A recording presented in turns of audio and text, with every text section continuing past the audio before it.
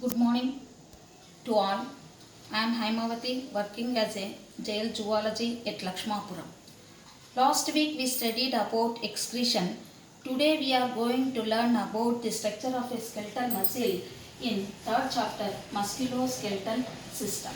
Yes, all we know that living things can differ from non-living things by some significant properties.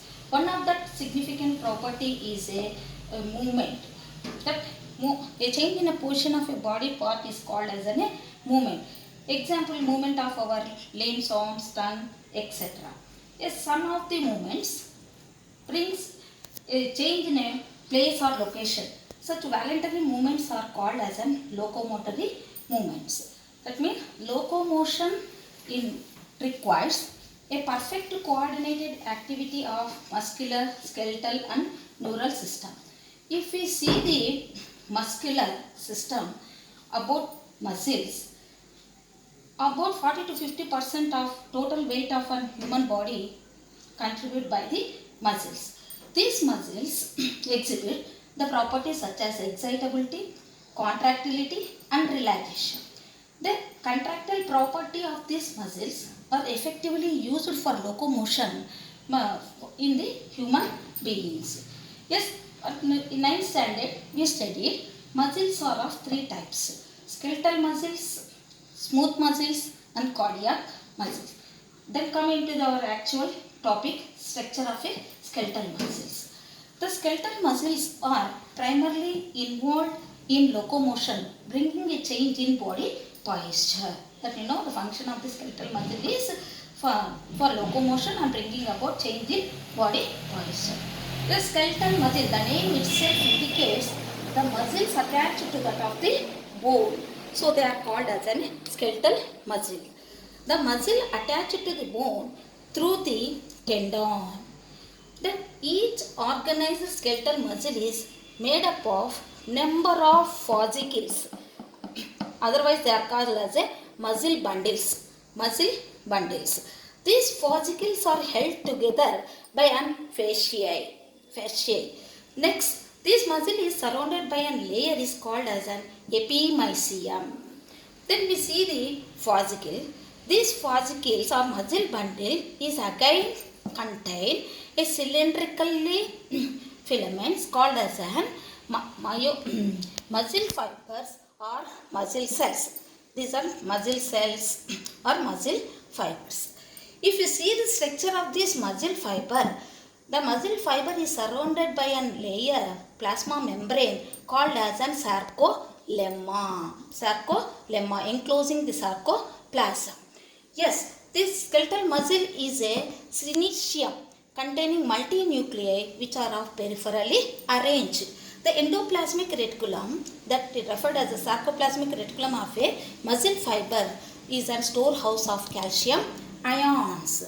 Then the characteristic feature of this muscle fiber is an containing a number of parallel filaments called as an myofibril. If you see the fascicles are surrounded by an perimysium. Next, this cylindrical muscle fiber is surrounded by an endomysium. If we see the structure of myofibril, the myofibril contain dark and light bands. The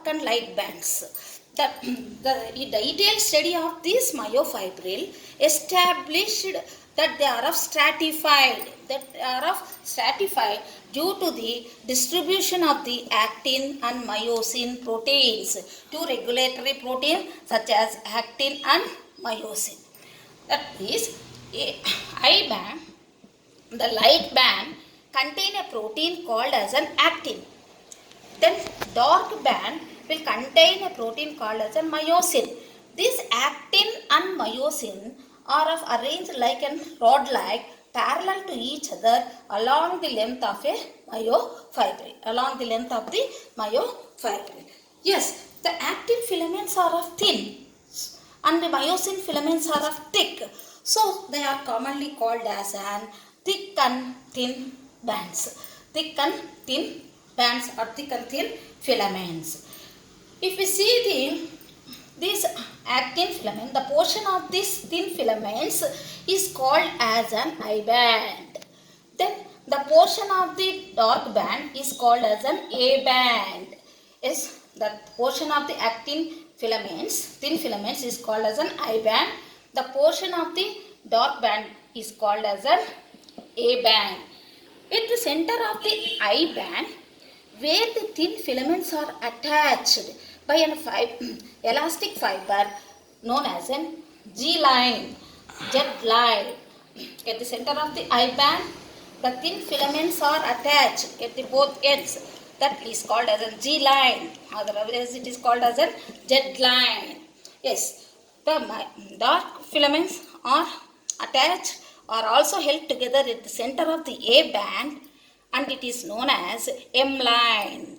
The thick filaments are also held together at the center of the A band, that it is called as an M line. That you understood that the structure of the skeletal muscle. Then we come across the sarcomere. See that the portion between the two Z lines, the portion between the two Z lines is known as a sarcomere. It is the functional and structural unit of contraction. Sarcomere means the portion between the two Z lines is called as a sarcomere. At the center of the A band, where there is no actin filaments, is called as an H zone, H band. If the free ends of the actin encroaches into the A band on either side and they overlap the edges of myosin, so that there will be no actin filaments at the center of the A band. This is H band. See here, this is an H band. Hensen's disc. It is less denser than that of the edges of the myosin. If you see muscle, bone, tendon, fascicles, then epimysium, perimysium, muscle fiber, endomysium. Then we will see these filaments. This is a myofilament, actin, myosin, then sarcomere place. This is the place between the sarcomere. Children, that you understood well. Tomorrow we will meet again for next shot.